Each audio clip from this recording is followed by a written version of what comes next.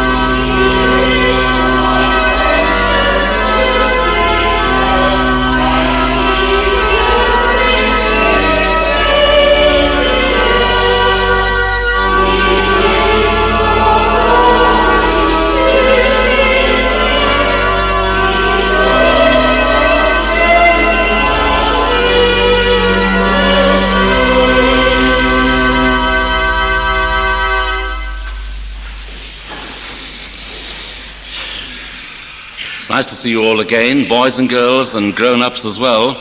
Like you, I have a cousin, many cousins, and you can think of your cousins for a moment this morning. Maybe you can call their names back to mind as we mention them. I remember one of my cousins especially, he wouldn't particularly claim to be very clever. In fact, he would say he was the very opposite. But when he was a little boy, he used to say some very clever things, quite funny in some ways. If he saw someone else doing something, and especially his dad on the farm, he would ask the question and he would say, "Why for?" That's all. I imagine he meant, "Why are you doing that? Why for are you doing that? What is the reason for you doing that?" But his question was simply, "Why for?" And if he was doing something and he was asked why he was doing it, he gave a brilliant answer. And he said, "'Cause why." Oh, that's really clever. Why for? Why for?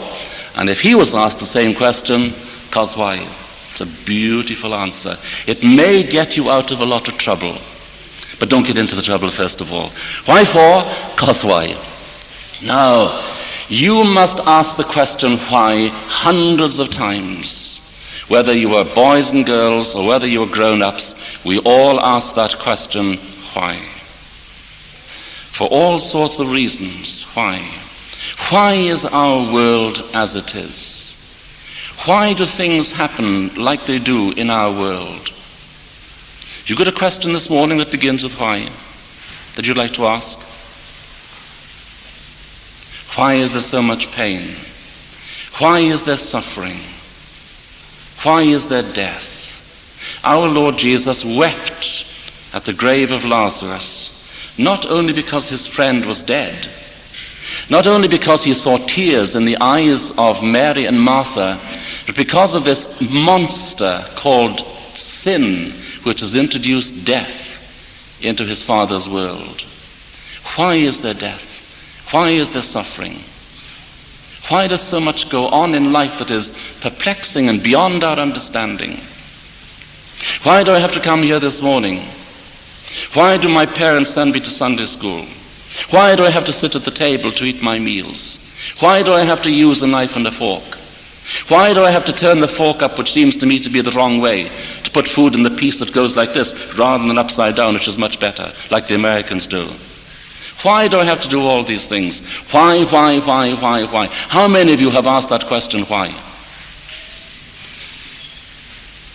There are some people who are not putting their hands on it. It may be that they know all the answers. But most of us here this morning do not know all the answers and will go on and on and on asking the question, why, to the very end of our days. Big question I want to ask this morning is this: why are you and I in this world? What is life all about? And why are we here this morning? That's a big question. That is a question which very many clever men and women through the ages have been asking, and some of them still don't know the answer. But it's a question to which ordinary people, like ourselves this morning, with this wonderful book open in front of us, and with God's Holy Spirit helping us in our hearts, it's a question that we can answer. What is the meaning of life? Why am I here? What's it all about? And the answer is this: you and I are in this world to bring glory to God. That's the answer the Bible gives. We are here, we exist to give glory to God and to enjoy Him, to enjoy the knowledge of Him, to enjoy His promises, to enjoy His presence with us, day by day, moment by moment. So we are here to give glory to God. That's the meaning of your life. That's the meaning of my life this morning. Now here's a verse. I want you to learn it and remember it. Whoever offers praise glorifies me. I'm going to say it a second time, then I'm going to ask the boys and girls at the front and at the back to say it. Whoever offers praise glorifies me. Got it? Now you have a go. 1, 2, then the adults. 1, 2, 3.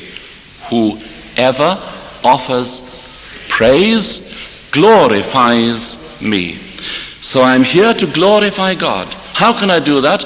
By offering praise to Him. It's the one word I'm going to talk about this morning, and only that one word, praise. Whoever offers praise glorifies me. You listen now, boys and girls, to the adults after 3. 1, 2, 3.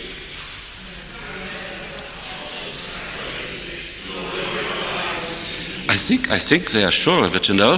Whoever offers praise glorifies me. Next question: what is praise? What is praise?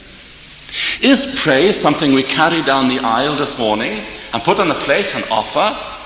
Is praise something that we put in the vestibule at the back? What is praise? Have you thought about that? What is praise? Any ideas? Have you ever been praised? Have you ever been praised? Let's see those of us this morning who have been praised. Right. Does that mean that we have a better car than other people? Does that mean we have a bigger bank balance than other people? Does that mean we dress better than other people? No.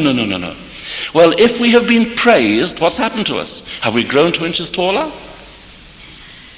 Do we now wear suits that we can't do up at the front?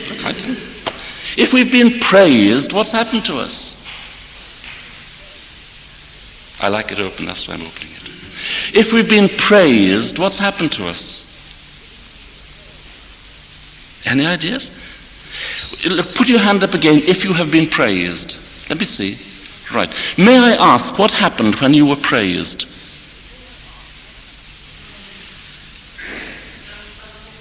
You did something good, and someone said to you what? Well done. That's praise. Sorry? Absolutely. Good man. That's the word I'm looking for. You've been recognized. Someone has recognized something you have done, and they have said, well done on account of it. So praise is to recognize. Someone who has done something good, someone who has behaved well, maybe washed dishes, dried them, made their own bed, tidied their room, and so on, and someone has said, well done. Someone has recognized something, that's praise, and they rewarded you because of it. And so it is coming here this morning. Praise is to recognize who God is and to give thanks and adoration and worship and to sing his praises because of who he is and also because of all that he has done. So praise, who can spell it for me? Praise. P-R-A-I-S-E. Now that word praise really tells us how we ought to be glorifying God. Here's the first one. The first letter was, did you hear it? The first letter was P. Praise should be personal. It should be personal. What do I mean by that? Well, I can't make you praise God. You can't make me praise God. So praise has got to be something I do. I can't ask the rabbit or the dog or the cat to do it for me. It must be personal. It must be something I do. In my mind, in my heart, there is a recognition of who God is. And because I recognize who he is, because I understand in a little way who he is, so I personally praise God. I understand in my mind and I praise him, I hope, warmly from my heart. So praise, first of all, must be personal. I can't put a new battery in you or you put a new battery in me in order to praise God more. It comes from within, comes from the mind, it comes from the heart, and it must be personal. O Lord, I will bless thee, says the psalmist. Every day of my life I will praise thee. So praise must be personal. What is the next letter in praise? R. What does R stand for, I wonder? Well, it tells me this, that my praise must be real. It must be real. It mustn't be something that is pretending. I'm not pretending when I praise God. So when I sing my hymns, I'm not sort of singing like this and looking all around and seeing what someone else is wearing or see how well someone else is singing in tune. No, I'm concentrating on what I'm doing. I'm concentrating on these wonderful words that I'm singing, and my praise must be real. Why must it be real? Let's ask an adult to tell us. Why must my praise be real?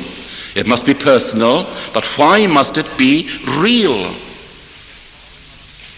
Something to do with the way that God sees.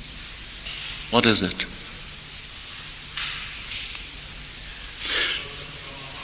Yes, he knows our hearts, and he knows when our praise is real and when we're just pretending to praise him. Here's a question for you, boys and girls. What is cupboard love? Have you heard of cupboard love? Yes, it is pretense. It is pretending that you love someone. Have you seen boys and girls in the Elmsley Centre? They want their parents to buy something for them, and as an added reason for getting what they want, they say, "Oh, mummy, I love you, I love you, I love you, I love you." And that mummy says, "No, I'm sorry, not now. I hate you, I hate you, I hate you." In seconds. That's not real love, is it? That's pretending, and most of us have been that way. It's cupboard love. God can see through our love whether it is real or not. And if we really are going to bring him glory, our praise has got to be real. It has come straight from the heart, not just from our lips, not just out of our mouths. It must come from the heart. What comes after R? After R in praise, P-R-A. Now then, that tells me that our praise should be something that we are always doing. Always doing. No, on a Sunday we put our best clothes on and we clean our teeth especially nicely and white, and we brush our hair very nicely, best shoes, best clothes, and we come to service on the Sunday or Sunday school, and that is the day to sing God's praises. Is that right? Is that the day to sing God's praises? Sunday? Yes. Only Sunday? No. Every day. Listen to what David says in the Psalm. Every day I will bless thee. Every day I will bless thee. So every day we are personally, from the heart, to be giving real thanksgiving to the Lord. Here's another lovely verse in the psalm. From the rising of the sun to the, going down of the same, the Lord's name is to be praised. Shall we say it together? From the rising of the sun to the going down of the same, the Lord's name is to be praised. And this one, every day I will bless thee. So praise is something that should be always coming forth from our hearts. What comes after A? It praise. P-R-A-I. I. Here's a big word. Tell me the meaning of it. Praise should be instantaneous. What does that mean? Put it this way. Praise should be spontaneous. Or if you want to make it sound even better, there should be a spontaneity about praise. But who can tell me what instantaneous means? You watch now.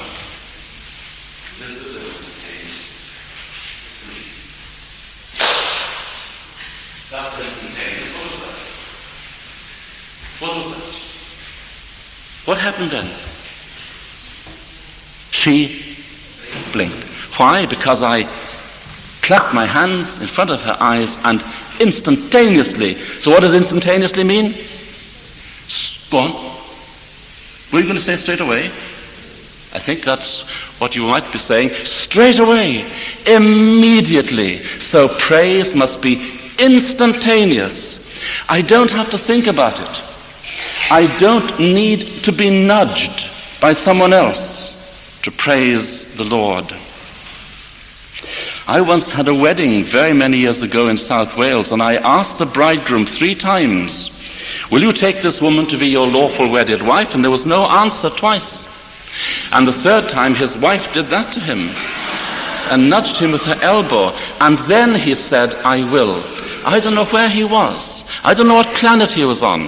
But they were finally married, all right? So when we praise God, we don't need to be nudged, all right? It is instantaneous. It flows almost automatically from our hearts. Let's look at some hymns. Turn for a moment, please, to hymn 157. 157. Now, what I want us to do is this. I will read the verse, and almost as soon as I end the verse, I want you to read the chorus. And this will show us how praise should be immediate, instantaneous, spontaneous. Now I'll read the verse, and almost before I have time to finish, you will feel that you want to sing the chorus. 157.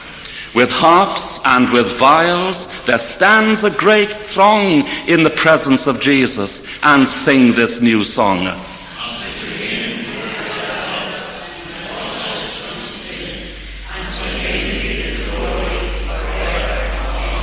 See, that's what we want to do, because there's this great company in heaven, in his presence, who are singing his praises and singing this new song. Oh, it warms my heart, and I want to say, oh, unto him who has loved us and washed us from sin, to him be the glory forever. Amen. Let's try another one. 172. It's a Christmas carol. Now this time, you read the verse and I'll read the chorus. 172, O come all ye faithful. You read the verse and I'll follow with the chorus. 172, you ready? 1, 2, 3.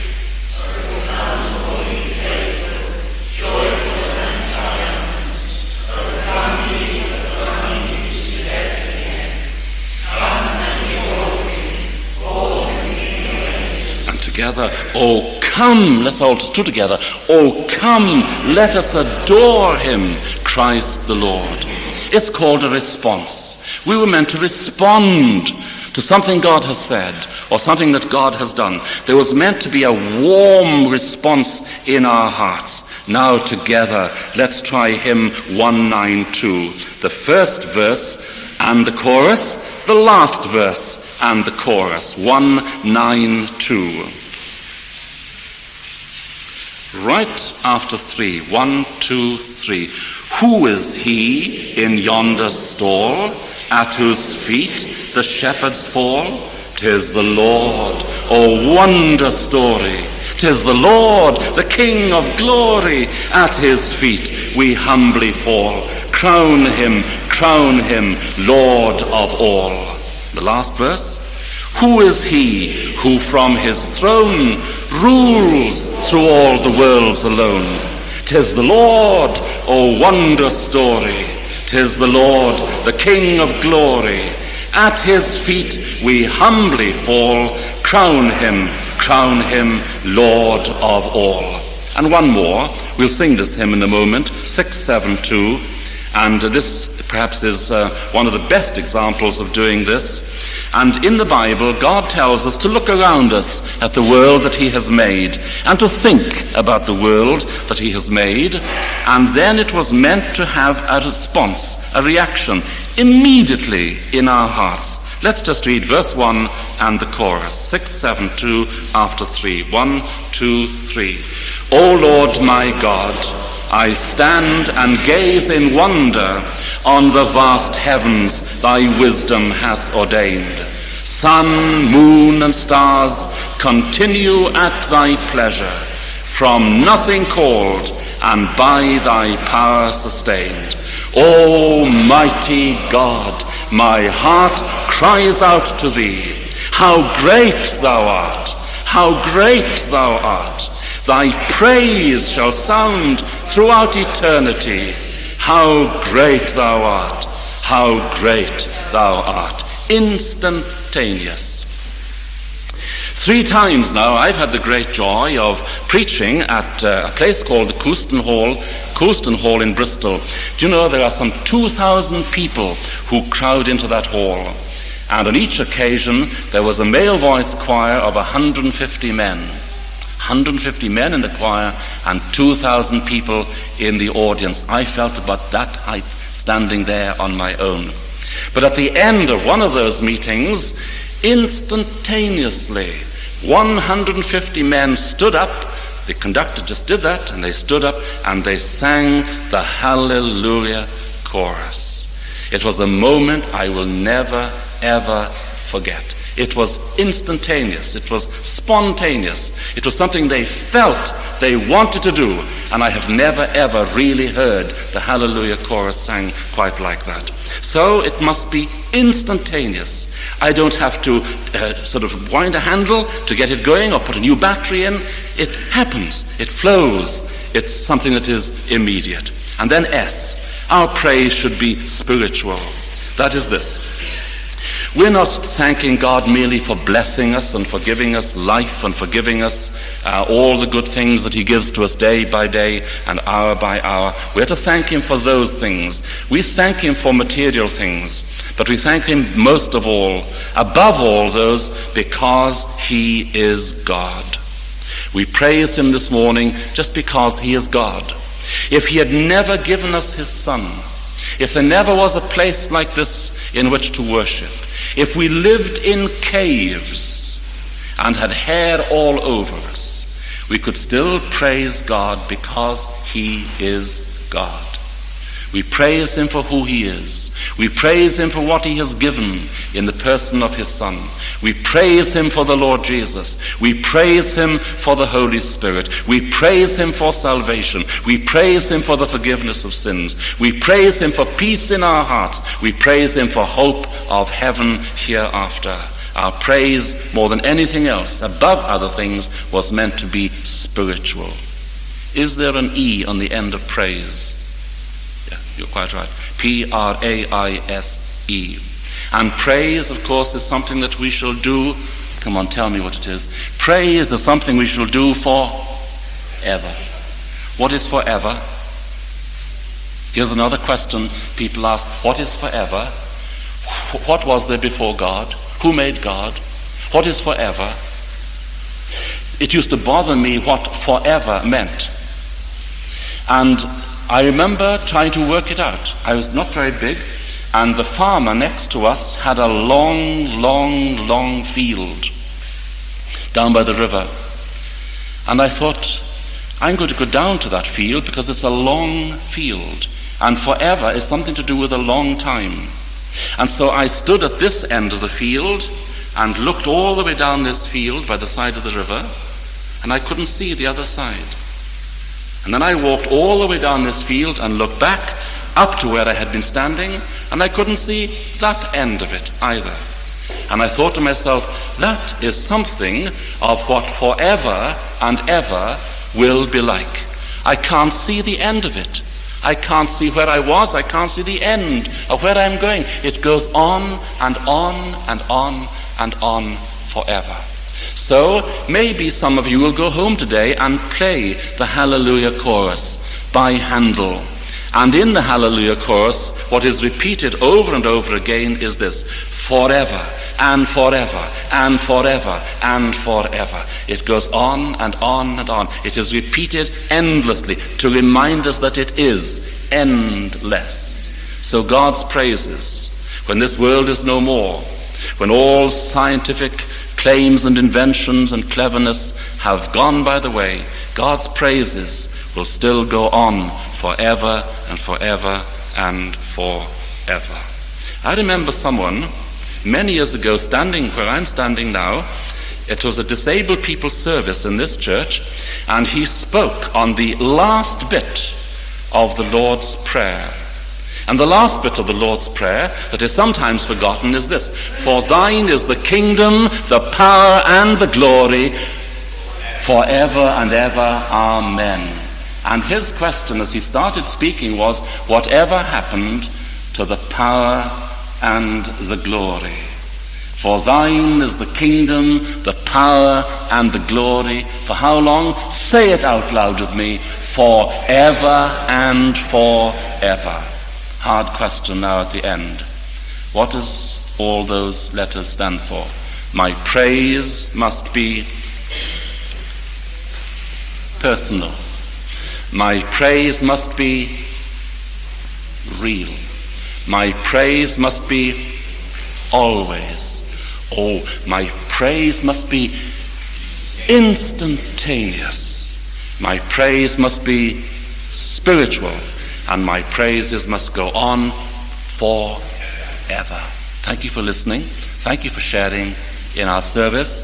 Let's sing that hymn now to close, 672. 672.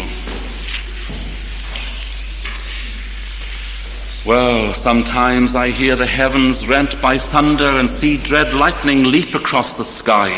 Then in the cloud I see the promised rainbow, stilling my fears with mercy from on high. Almighty God, my heart cries out to thee, how great thou art, how great thou art. 672.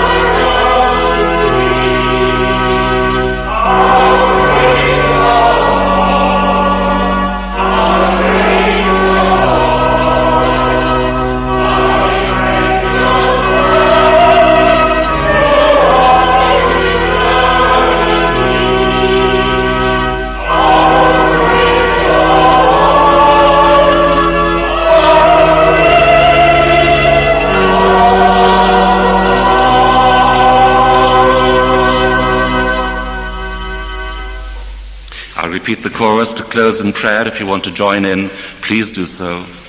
O mighty God, my heart cries out to thee. How great thou art! How great thou art! Thy praise shall sound throughout eternity. How great thou art! How great thou art! Amen.